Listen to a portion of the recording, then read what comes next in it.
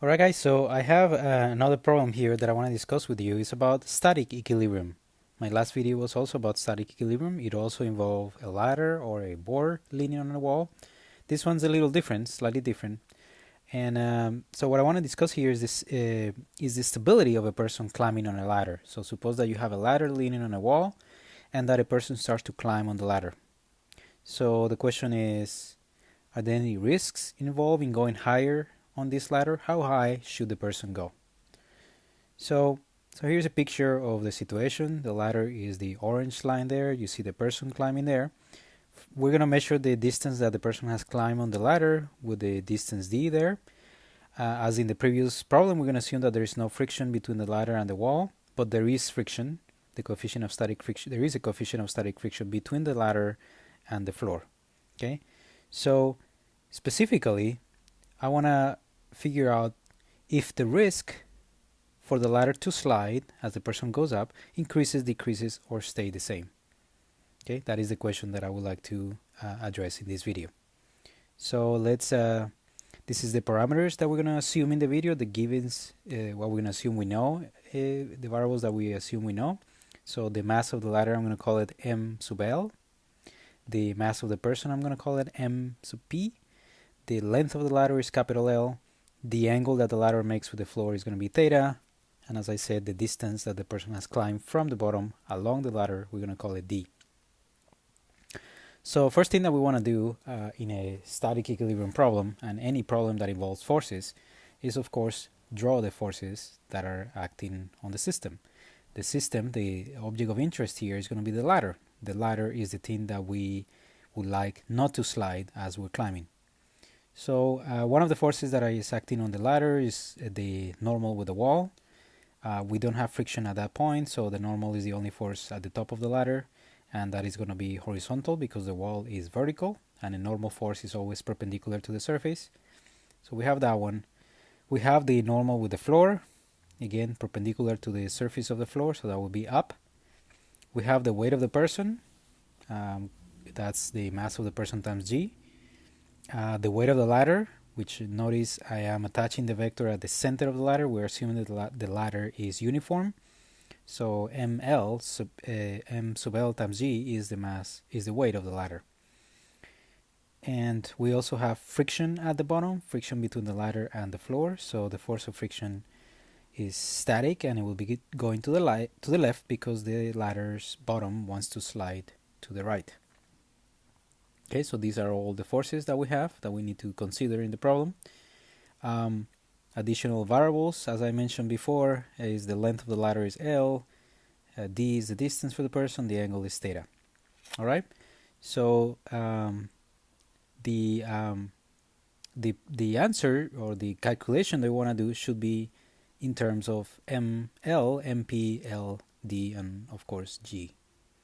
All right, so this is a static equilibrium problem. So because there is no motion, the ladder is not moving, we're assuming that the person is standing on the ladder. The acceleration of the system, the object of interest here is the ladder.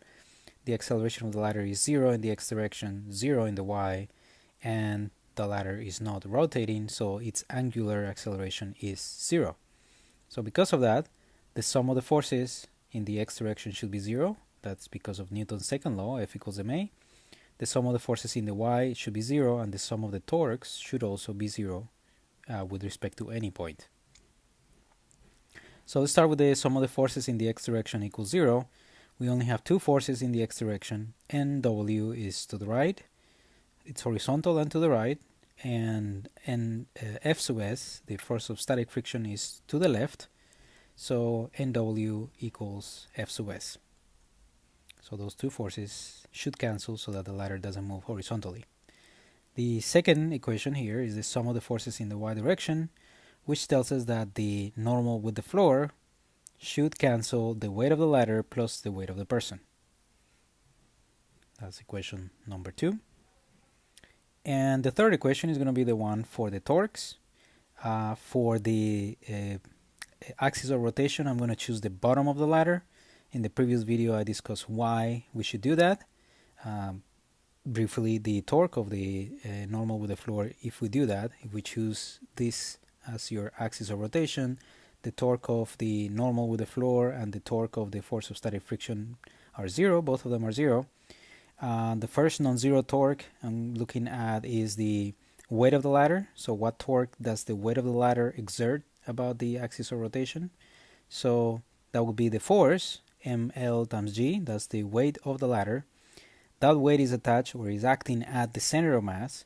So for torque, we have to multiply by the moment arm. The moment arm of that force, the weight of the ladder, is L divided by 2 times the cosine of theta. If you don't see that, let me show you here. Same picture, but just focusing on the weight of the ladder. You see the vector there attached to the center of the ladder, the center of mass, and the moment arm. The definition of moment arm of a force is the perpendicular distance between the line of the force. So how far is the axis of rotation right here from the line of the force? The line of the force, you draw a line on top of the force, and the distance between the point and the line is what we call the moment arm. So that, as you can see, for the weight of the ladder should be L divided by 2, because the center of mass is in the middle, and multiply by the cosine of theta to get the adjacent of that triangle that you see here. So moment arm of the weight of the ladder should be L over 2 cosine theta. So we're done with that. And notice that the torque of the weight of the ladder is going to be positive, because the force, the weight of the ladder, is going to produce a rotation this way, and that is the positive direction for rotations. That is the counterclockwise direction. So there's a plus sign here, as you can see. And we're ready to move on to the other force, which is the weight of the person. So we're going to calculate the weight, the torque of the weight of the person. So let's do that. That's also going to be a positive torque, and it's going to be the weight of the person. mp times g is the weight of the person, and the moment arm for that force is now d times the cosine of theta. Again, the distance between the axis of rotation right at the bottom and the line of the force. So we have mpg d cosine theta for the torque of the weight of the person, and we only have one force left to calculate its torque. That will be the torque of the normal with the wall. So to do that, the torque, as we know, well, first of all, is going to be a negative torque, because the normal with the wall wants to make the ladder rotate this way. That's the counterclockwise direction, which traditionally is defined or given a minus sign. So we have a minus, and then NW right here, and then we need to multiply by the moment arm of NW. Again, the moment arm is defined as the perpendicular distance between the line of the force, so I put a dashed line there, perpendicular distance between the line of the force, in this case NW, and the axis of rotation, which is right here. You can see that that distance is L sine of theta. So we are done with the three torques acting on the ladder, and static equilibrium, the fact that the angular acceleration is 0, tells us that those three torques add up to 0. They cancel each other out. Okay, so this is going to be our third equation for this problem, and we can solve for from the third equation we can solve for NW. We get this result, NW equals, that will be, the numerator will be this quantity in parentheses, the denominator is going to be L sine of theta. So we move NW L sine theta to the other side, and then we divide by L sine theta on both sides, and we get an answer for NW. So we have here three equations that we have derived, number 1, number 2, number 3. Now it's time to start thinking about what's going to happen when the person climbs, when the distance d increases. Okay, so looking at this equation, we can tell that as we increase d, sorry, that was a little bit too quick. As we increase d, notice that the force of static friction is going to increase, because the force of static friction and the normal with the wall are the same. According to equation number 1 right here, the normal with the wall is equal to the force of static friction. These are the only two horizontal forces. So notice that as a function of d, this quantity increases with d. Therefore, the force of static friction at the bottom of the ladder needs to increase. As the person climbs higher on that ladder, the force of static friction at the bottom is having to increase in value. So that's what I wrote here. As D increases, the force of static friction also increases, which could be a problem, right? Could be a problem because we know that the force of static friction has a limit, a maximum value that it can possibly acquire. The limit for the force of static friction is, sorry, again, that went a little bit too fast. The limit for the force of static friction is mu sub s times nf. Mu sub s times nf is the maximum value that the force of static friction can have. This is an equation that we've used before. The maximum value of force of static friction is the coefficient times the normal. The normal for the force of static friction at the bottom is nf, not nw, is nf. And equation number 2 that we had before told us that nf is supposed to be the sum of the weight of the ladder and the weight of the person. So that's what we have here. This was equation number 2 before. So putting those two things together, we can see that in general, the ladder will not slide as long as the force of static friction is less than mu sub s times n. So we can take mu sub s, multiply by the normal with the floor, mu sub s times the normal with the floor, is supposed to be bigger than the force of static friction, which we obtain from this orange square here. That's the normal with the wall, which is equal to the normal with the floor. So this condition right here, or this equation that says that the left-hand side should be less than the right-hand side, must be satisfied if we want that ladder not to slide. Okay? So rewriting this, dividing by the sum of the masses that we have here, divided by ml plus mp, and notice that the g's cancel, we write a slightly simpler equation, which is this one. Mu sub s, the coefficient of static friction between the ladder and the floor, should be bigger than this quantity. Notice that we have the angle at which the ladder is leaning against the wall. Here, parameter, the length of the ladder is there, the mass of the ladder and the person, and of course, the distance that the person has climbed, which is right there.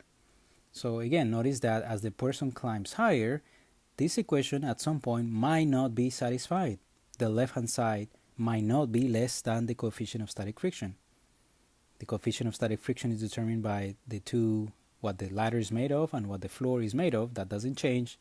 So as the person is climbing higher on the ladder, there is the possibility that the left-hand side, this equation over here, this quantity, might become bigger or equal than the coefficient of static friction, in which case this person will be in trouble because the ladder would start to slide.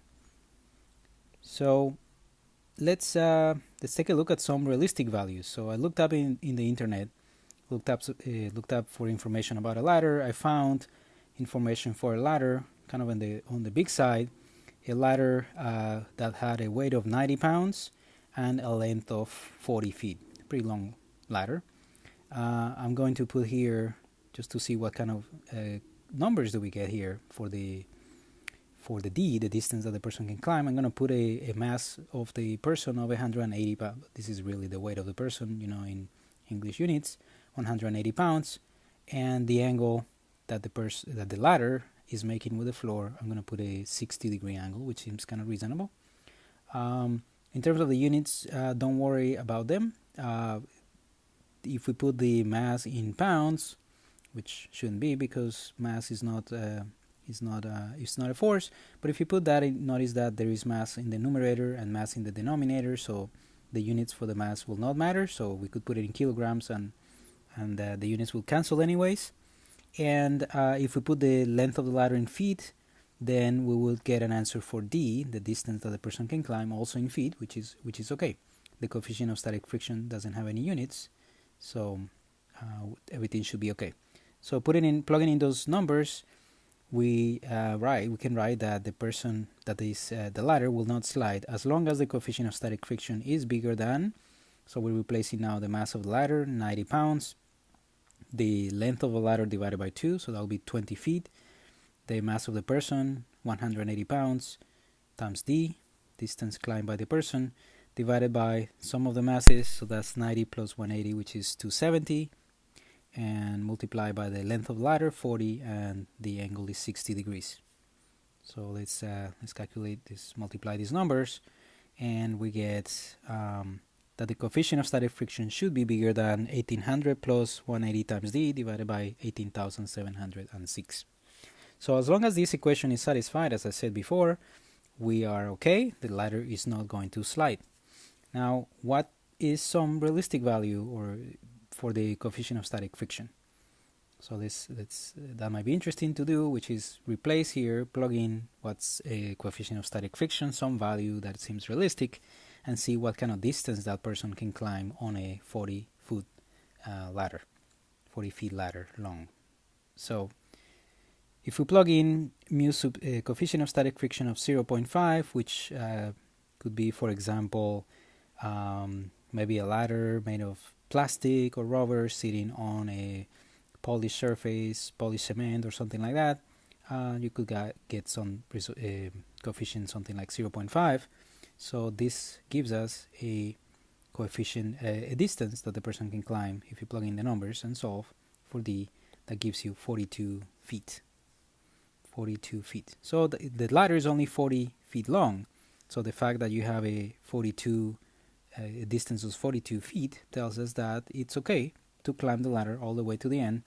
For a coefficient of 0.5, the person will be safe anywhere on the ladder. Okay, we're assuming again this result is of course specific for the numbers that we chose. Now, what will happen if, let's say, that the person sets up the ladder on a patch of cement that is actually wet? So the wetness of the surface will have a effect in decreasing the coefficient of static friction.